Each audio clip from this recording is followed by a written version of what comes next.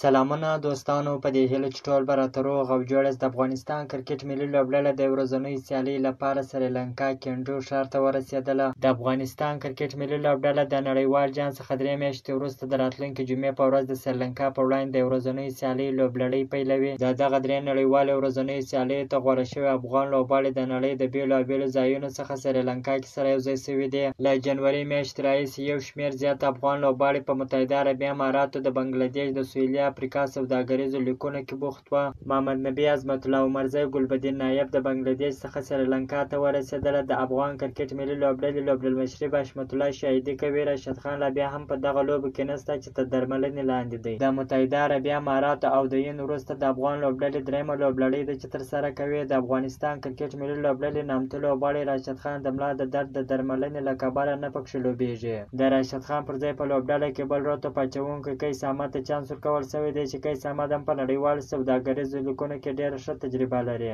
افغانستان او سریلانکا تېر کال جنوري میاشتې راهیسې لږ تر لږه 15 ورځنۍ نړیوالو لوبو کې سره مخ شوي دي چې 3 سریلانکا ګټلې دي او په 2 کې به افغان لوبډلې بریا ترلاسه کړې ده. افغانستان په تېر نړیوال جام کې د سریلانکا ترڅنګ 3 نورو لوبډلې هم ماتې کړې وې، لکه سریلانکا، انګلند، نیدرلند لوبډلې ته هم سترې ماتې ورکړې وې.